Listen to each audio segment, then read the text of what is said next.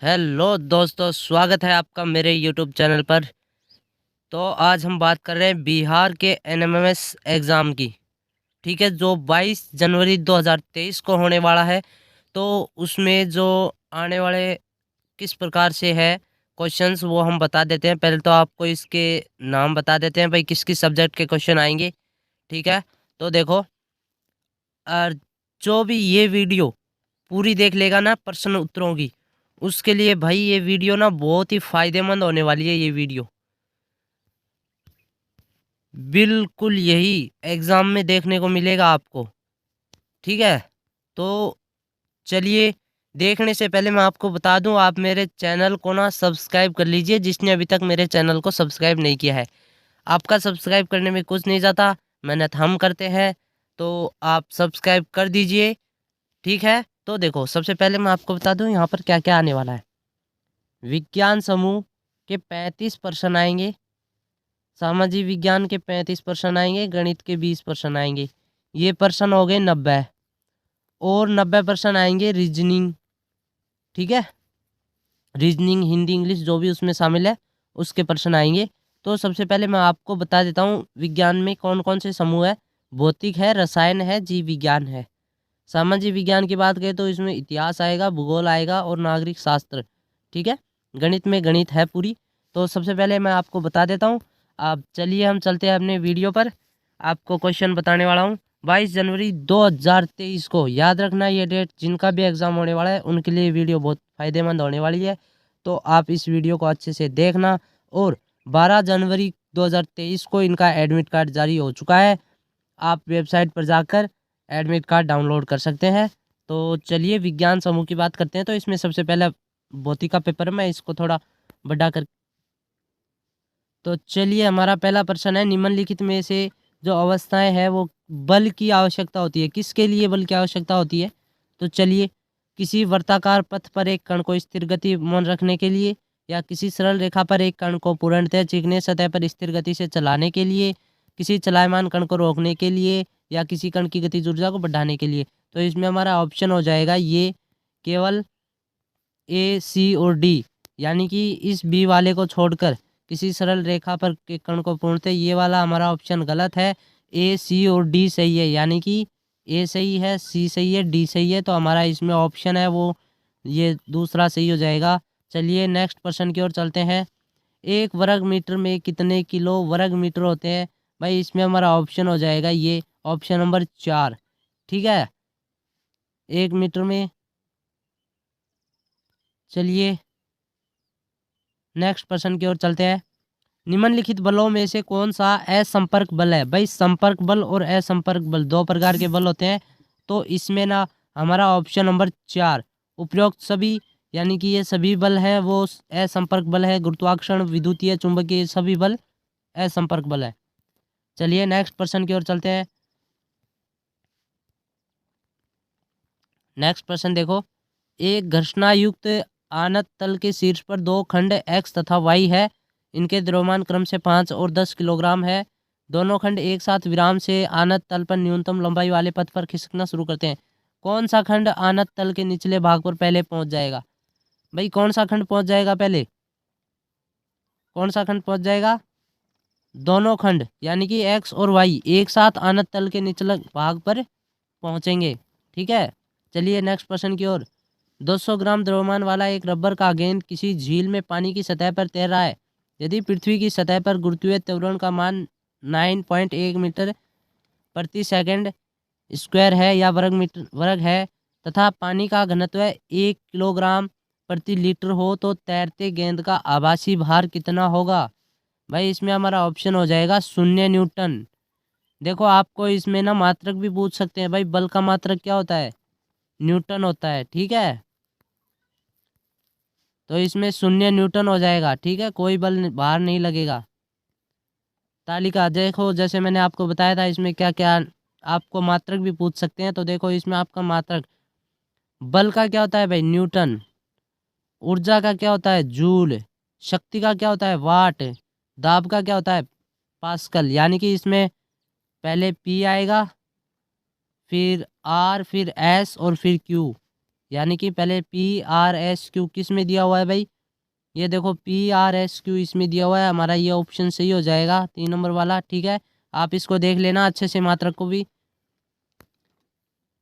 Next प्रश्न है भाई, बरसात के मौसम में आर्द्र और गर्म हवा में ध्वनि का वेग 350 मीटर प्रति सेकंड है, तो बिजली की घंटी से निकले ध्वनि का बारंबारता 700 हर्ट्ज है, तो ध्वनि की हवा में तरंग लंबाई कितनी होगी। तरंग लंबाई का मतलब तरंगे ऐसे चलती हैं, देखो ऐसे ऊपर नीचे तरंग चलती रहती हैं, तो इसमें ये कहाँ तक जाती है, यानी कि इनकी लंबाई पूछ रहा है, ये लंबाई कहाँ तक जाएगी। ठीक है, वो लंबाई कितनी होगी, तो इसमें हमारा ऑप्शन हो जाएगा भाई 50 सेंटीमीटर क्या होगी उसकी लंबाई होगी।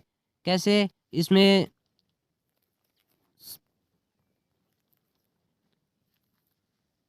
35,000 है, इसका मीटर प्रति सेकंड है, इसको हम बदलेंगे थोड़ा और हर्ट्ज को भी बदलेंगे, मात्रक सेम करेंगे इनका मात्रक, तो इसका मात्रक सेम करेंगे ना, तो हमारा मात्रक क्या बचेगा, हमारा मात्रक यहाँ पर तो बचेगा सेंटीमीटर में, और यहाँ पर मात्रक नीचे।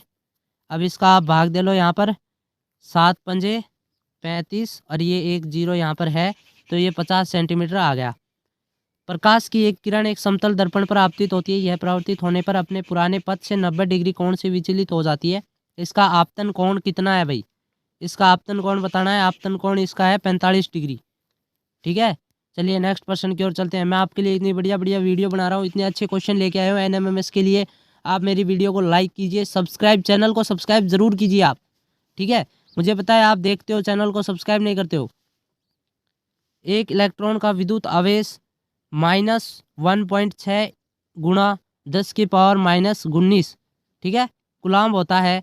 कितने इलेक्ट्रॉन मिलकर -1 कूलाम्ब आवेश बनाते हैं भाई, कितने कण मिलकर बनाते हैं, 6.25 गुणा 10 की पावर 18। ठीक है, निम्न वर्णित, चलिए नेक्स्ट प्रश्न है, निम्न वर्णित किस रंग के प्रकाश की तरंग लंबाई सबसे कम होगी। तरंग प्रकाश की लंबाई का मतलब कि ये तरंगे ऐसे जाएंगी, तो किसकी लंबाई है जो कम होगी भाई, लंबाई इसमें सबसे कम होगी भाई बैंगनी रंग की। ठीक है,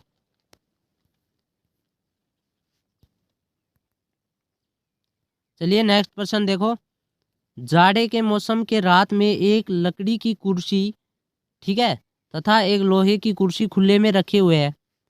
यदि एक व्यक्ति पहले लकड़ी की कुर्सी को तथा बाद में लोहे की कुर्सी को छूता है, तो उसका कैसा अनुभव होगा भाई, उसका कैसा अनुभव होगा। जाड़े में छूता है, यानी कि सर्दी होती है ना, सर्दी के मौसम में ये छूता है उसको, कुर्सी को, तो उसमें क्या होगा कि जो लकड़ी की कुर्सी है ना, लकड़ी की कुर्सी से लोहे की कुर्सी ज़्यादा ठंडी रहेगी। ठीक है, चलिए नेक्स्ट क्वेश्चन की ओर चलते हैं। ये बार फिजिक्स के चल रहे हैं फिलहाल, अभी लगता है हमारे फिजिक्स के क्वेश्चंस यहाँ पर ख़त्म हो चुके हैं।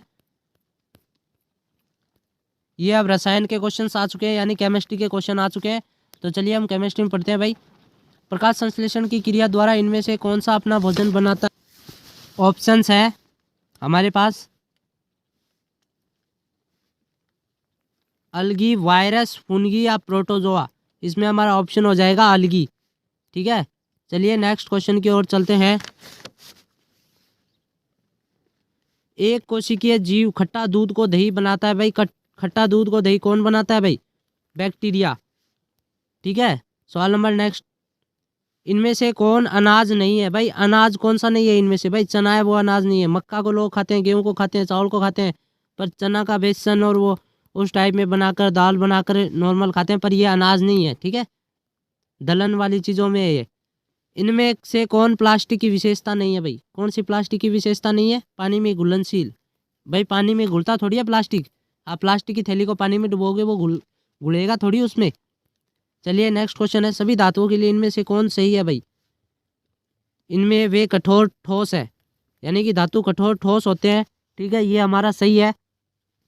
चलिए नेक्स्ट क्वेश्चन की ओर चलते हैं। जब दो वस्तुओं को एक दूसरे के विरुद्ध आपस में रगड़ा जाए तो भाई क्या होगा, उसमें समान और विपरीत आवेश प्राप्त होंगे, जो प्लस और माइनस है ना वैसे आवेश।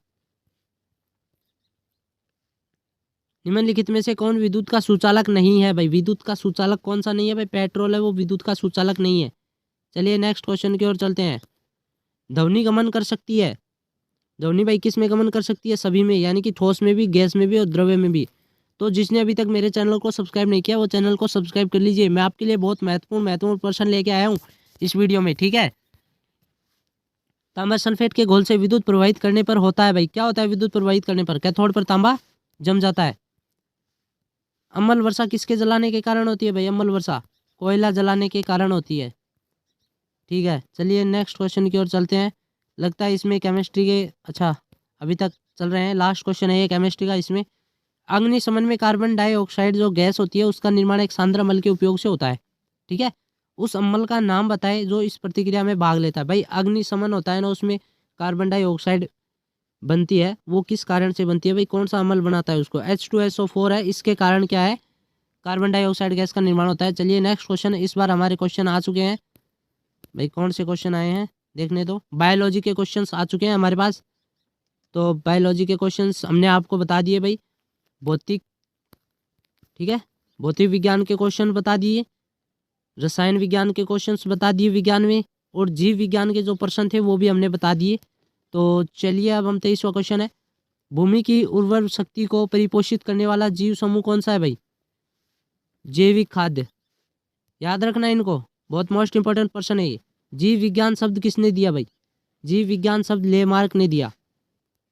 चलिए नेक्स्ट प्रश्न की ओर चलते हैं। मनुष्य में गुणसूत्रों की संख्या क्या होती है भाई? मनुष्य में गुणसूत्रों की संख्या 46 होती है। नारी में निषेचन कहाँ होता है? फैलोपियन नलिका में निषेचन होता है। चलिए नेक्स्ट क्वेश्चन की ओर। विश्व एड्स दिवस प्रत्येक वर्ष किस तिथि को मनाया जाता है भाई? 1 दिसंबर को मनाया जाता है। इसकी भी मैं आपको एक ट्रिक बता देता हूँ। देखो एड्स इंग्लिश में आप कैसे लिखोगे? AIDS, इसको ऐसे लिख दो एड्स। तो जो ये देखो आई है वो किसकी तरह दिख रहा है आपको? एक की तरह दिख रहा है। और जो डी है वो किसकी तरह दिख रहा है? यानी कि डी है वो दिसंबर नहीं लगेगा क्या? दिसंबर में डी आता होगा ना। तो इस प्रकार आप याद रखना 1 दिसंबर, ठीक है। रतौंधी किस विटामिन की कमी से होता है भाई? रतौंधी रोग है वो किस विटामिन की कमी से होता है? विटामिन ए की कमी से रतौंधी रोग होता है, ये ध्यान रखना।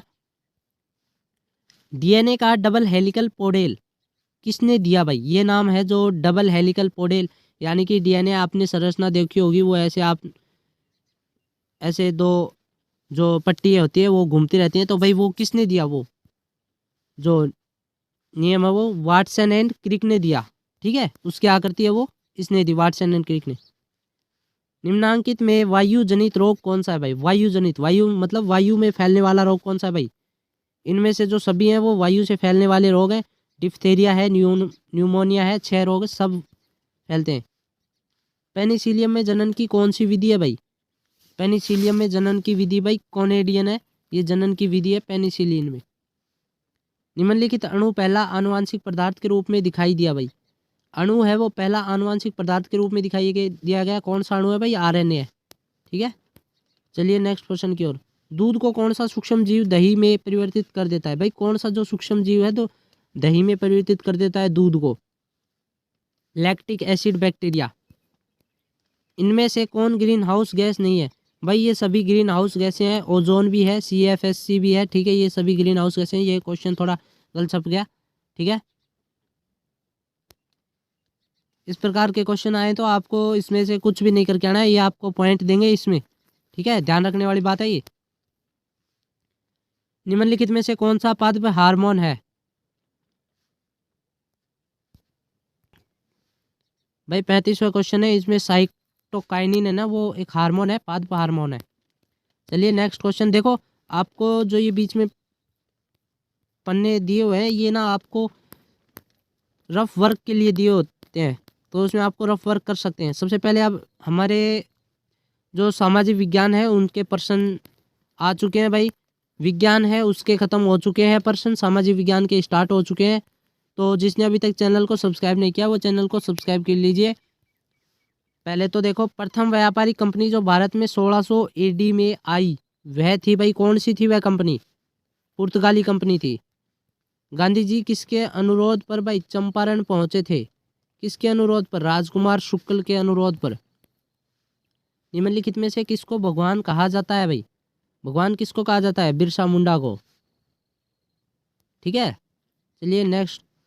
मंगल पांडे महान भारतीय सैनिक का जो दिवंगत हुए, यानी कि जो कब उनको फांसी पर चढ़ाया गया था, तो वो कौन सा दिन था भाई?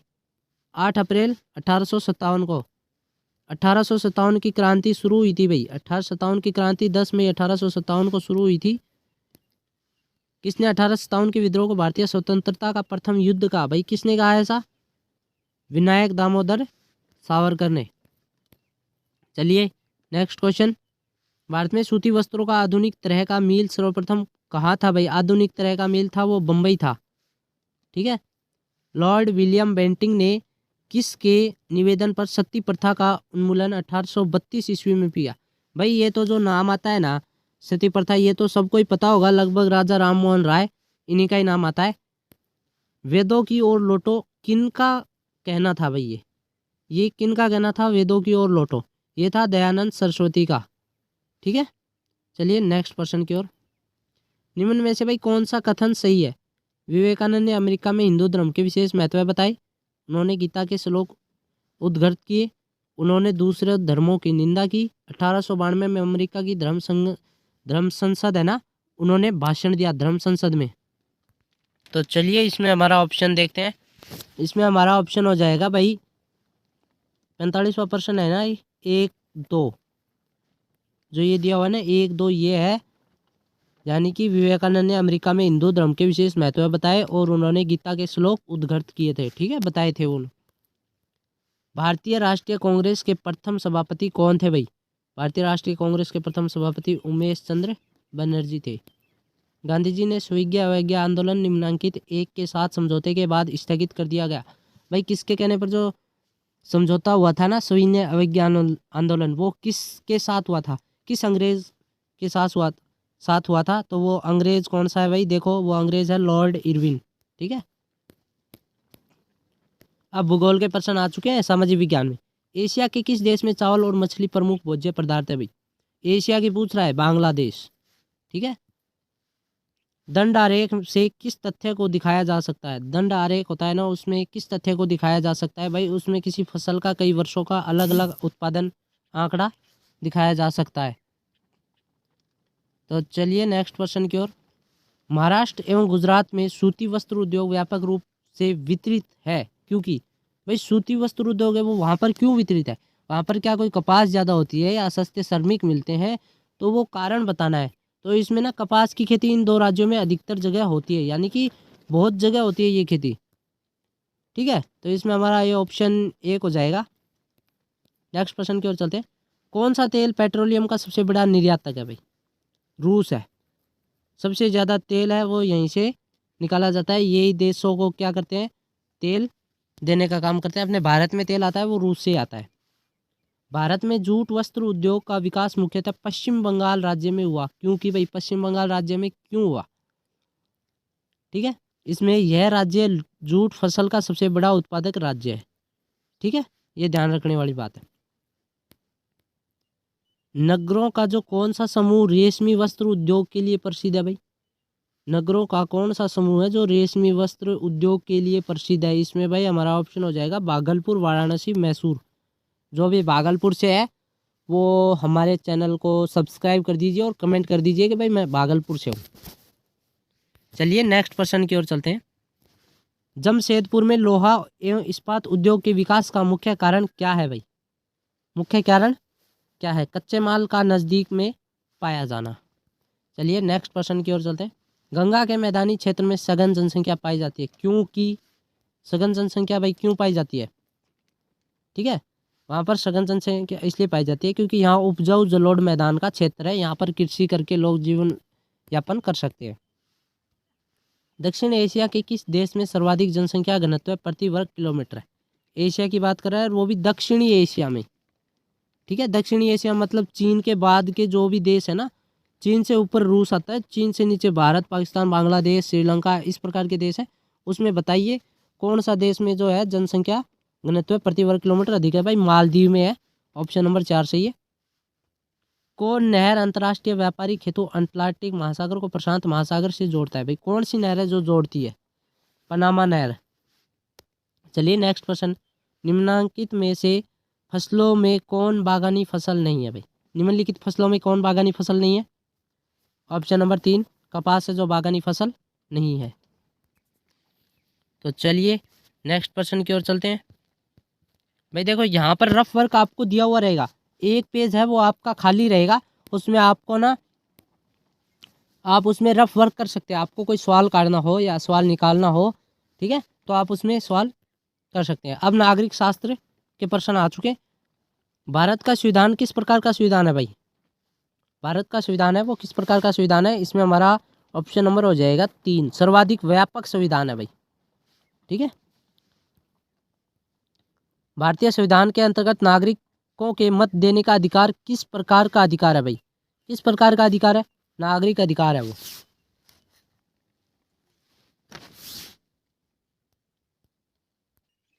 चलिए नेक्स्ट प्रश्न की ओर चलते हैं। मौलिक कर्तव्य का कौन सा अनुच्छेद हमारी समग्र संस्कृति की संपन्न विरासत के संरक्षण और सम्मान करने से संबंधित है भाई? इसमें हमारा ऑप्शन नंबर 3 हो जाएगा, अनुच्छेद 51 का है। भारतीय संविधान की दार्शनिक आधार भूमि क्या है? ऑप्शन नंबर 3 प्रस्तावना आधार भूमि है। भारतीय संविधान के अंतर्गत न्यायिक पुनर्विलोकन की शक्ति किसको प्राप्त है? ऑप्शन नंबर 4 उच्चतम तथा उच्च न्यायालय दोनों को प्राप्त है। ठीक है, हाई कोर्ट सुप्रीम कोर्ट को प्राप्त है। तो ये हमारे प्रश्न हो चुके हैं नागरिक शास्त्र के। ठीक है, अब हम बात करेंगे भाई गणित के प्रश्नों की। तो गणित में प्रश्न भाई देख लेना, प्रश्न आने वाले हैं अब गणित में भी। तो ये देखो भाई गणित में प्रश्न है, ध्यान रखना ये प्रश्न आने वाले हैं आपके। जैसे देखो 65 ग्राम है, 2 किलोग्राम का कितना प्रतिशत भाग होता है? ठीक है, तो ये कितना प्रतिशत होता है भाई? 13/4%। ठीक है, चलिए नेक्स्ट प्रश्न की ओर चलते हैं। 12 संतरों का लागत मूल्य 10 संतरों के विक्रय मूल्य के बराबर है तो प्रतिशत लाभ ज्ञात करें भाई। इसमें हमारा ऑप्शन नंबर 2 हो जाएगा 20%। ठीक है, अभी आपके पास समझा नहीं रहा हूँ, आपको इनको देख लेना है, प्रश्नों को अच्छे से समझ लेना है। आपका 22 तारीख तक एग्ज़ाम है, तो इन प्रश्नों को आप अच्छे से निकाल लीजिए। ठीक है, इन प्रश्नों को आप अच्छे से निकाल लीजिए कि भाई ये मान कैसे आया आपकी किताब में दिए हुए। और याद रखना ये ना 6ठी 7वीं 8वीं इन किताबों के ही प्रश्न आते हैं, और ये आप पढ़कर आ चुके हैं। अब 8वीं क्लास में हो आप, तो 6ठी 7वीं क्लास के जो प्रश्न है वो आप करके आ चुके हैं अभी भी। ठीक है, तो उनमें कोई घबराने की दिक्कत नहीं है। आप इन प्रश्नों को अच्छे से याद कर लेना, मोस्ट इंपॉर्टेंट प्रश्न आने वाले प्रश्न है। ठीक है, 72वां प्रश्न ये हो गया हमारा, इसमें तो नंबर था 20%। चलिए, 5,000 रुपये की राशि 10% प्रतिवार्षिक दर से 3 वर्षों का चक्रवर्ती ब्याज भाई कितना होगा? इसमें हमारा ऑप्शन नंबर हो जाएगा 2, 1655 हो जाएगा। ये आपको ध्यान रखना है। किस संख्या से 0.022 को गुणा किया जाए ताकि गुणनफल 66 प्राप्त हो जाए भाई? Option number 1 3000। ठीक है, एक परीक्षा में एक उम्मीदवार को एक संख्या का 5/14 ज्ञात करने को कहा गया, लेकिन भूलवश उसने उस संख्या का 5/4 निकाल लिया, जिससे उसका उत्तर सही उत्तर से 25 अधिक आया। तो संख्या ज्ञात कीजिए भाई। तो इसमें ना हमारा ऑप्शन हो जाएगा 28। ठीक है, ये वाला ऑप्शन हो जाएगा 28। ये आपकी किताब में दिए हुए ये प्रश्न, आप याद कर लेना इन प्रश्नों को। ये देखो यहाँ पर दिया हुआ है भाई, वर्गमूल है 8, फिर माइनस वर्गमूल 4 माइनस वर्गमूल 2 किसके बराबर होगा भाई? ये इसके मान है वो किसके बराबर होगा? तो देखो भाई, इस 4 को तो आप क्या लिख सकते हो भाई? 2 लिख सकते हो इसको, क्योंकि वर्गमूल 4 का मान तो 2 ही होता है। ये 2 तो आप लिखोगे ही लिखोगे। ठीक है, तो 76 में जो हमारा ऑप्शन हो जाएगा ना वो ये हो जाएगा। ठीक है, वर्गमूल 2 और -2, यानी कि ये वाला ऑप्शन हो जाएगा, ये वाला। ठीक है, 22 जनवरी 2023 को एग्ज़ाम आने वाला, ध्यान रखना, पूरी वीडियो देख कर जाना। ये यहाँ पर देखो ये वर्गमूल 30 है, और फिर उसी वर्गमूल के प्लस में 30 और है, फिर उसी वर्गमूल के प्लस में 30 है। तो इसका मान क्या आएगा भाई? इसका मान क्या आएगा? इसका मान आएगा भाई ऑप्शन नंबर 3, यानी कि 6 आने वाला है इसका मान। ठीक है, 0.09 का वर्गमूल क्या होगा? यानी कि 0.09 का वर्गमूल क्या होगा? तो इसमें हमारा ऑप्शन हो जाएगा भाई 0.3। ठीक है, 0.3। चलिए नेक्स्ट क्वेश्चन की ओर चलते हैं।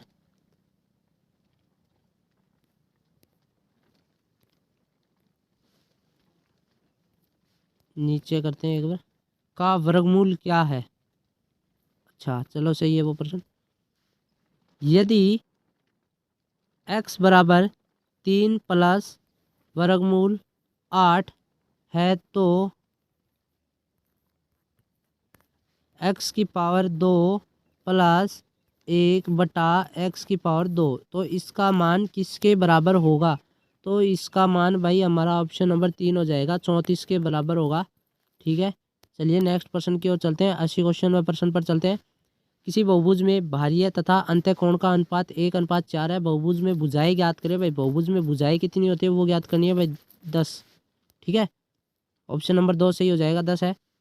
यदि किसी त्रिभुज की माध्यिकाओं की लंबाई बराबर है, जब त्रिभुज होगा भाई, ये यहाँ पर माध्यिका है, माध्यिका लिखा ना, माध्यिकाओं लिखा हुआ है, इसने ये गलत लिखा हुआ है थोड़ा।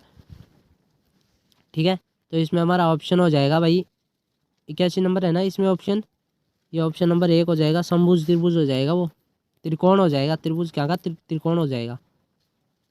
दो संख्याओं का गुणनफल 1280 है तथा महत्वपूर्ण समाप्रत्यय 8 है। महत्तम समाप्रत्यय, ठीक है, ये महत्तम समाप्रत्यय होता है जिसे हम एलसीएम बोलते हैं। तो उन संख्याओं का लय से यानी कि एलसीएम क्या होगा भाई, हमें वो ज्ञात करना है। तो इसमें हमारा ऑप्शन नंबर 1 हो जाएगा 160। ठीक है, एक वर्त तथा आयत का परिमाप समान है। आयत की भुजाएं 18 सेंटीमीटर तथा 26 सेंटीमीटर है। वर्त का क्षेत्रफल ज्ञात करें। ठीक है, इसमें हमारा ऑप्शन नंबर हो जाएगा 616 सेंटीमीटर स्क्वायर यानी वर्ग। किसी समचतुर्भुज के विकर्ण 12 सेंटीमीटर तथा 16 सेंटीमीटर है तो समचतुर्भुज की भुजा ज्ञात कीजिए। तो इसमें हमारा ऑप्शन नंबर हो जाएगा 3 यानी कि 10 सेंटीमीटर उसकी भुजा ज्ञात हो जाएगी। ठीक है, किसी ठोस का अर्धगोला का आयतन 19,404 सेंटीमीटर क्यूब बोलते हैं इसे घन। ठीक है, इसे घन बोलते हैं, कोई घबराने की जरूरत नहीं है, इसको घन बोलते हैं। तो संपूर्ण पृष्ठ क्षेत्रफल क्या होगा भाई, इसमें हमारा ऑप्शन नंबर 1 हो जाएगा 4158। ठीक है, चलिए नेक्स्ट प्रश्न की ओर चलते हैं। एक किताब का क्रय मूल्य 150 रुपये है तो 20% लाभ पाने के लिए उसे कितना कीमत पर बेचना चाहिए? उसे भाई 180 रुपये की कीमत पर बेचना चाहिए 20% का लाभ पाने के लिए। क्यों? देखो, इसमें आपको बता देता हूँ, हल्का प्रश्न है, ज़्यादा भारी नहीं है प्रश्न, बहुत हल्के हल्के प्रश्न आने वाले हैं। ठीक है, जैसे 150 का भाई 20% कितना होता है आप बताओ? 30 रुपये होता है ना। तो ठीक है, जैसे 15 दूनी 30 हो गई है, तो 30 जोड़ दो आप 150 में, कितना आ जाएगा भाई? 180 आ जाएगा। चलिए नेक्स्ट प्रश्न की ओर चलते हैं। एक डबल बेड का अंकित मूल्य भाई 75,000 रुपये है। दुकानदार इस पर 8%, 5% और 2% की क्रमिक छूट देता है, तो उसका जो विक्रय मूल्य है वो क्या है भाई? उसका विक्रय मूल्य क्या होगा? उसका विक्रय मूल्य होगा 64,239 रुपये। ठीक है, चलिए नेक्स्ट क्वेश्चन की ओर चलते हैं। एक आदमी 10% जो चक्रवर्ती ब्याज दर पर 21,000 रुपये का ऋण लेता है, हर वर्ष के अंत में उसे बराबर कीमत किस्त देनी पड़ेगी कि 2 वर्षों में ऋण का भुगतान हो जाए।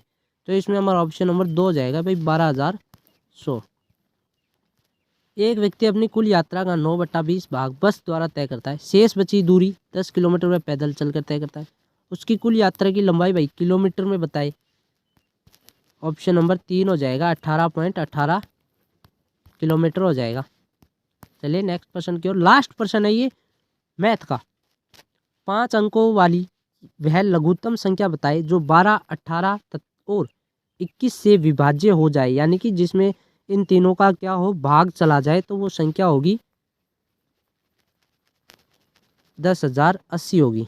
ठीक है, तो ये हमारा ऑप्शन हो गया 1।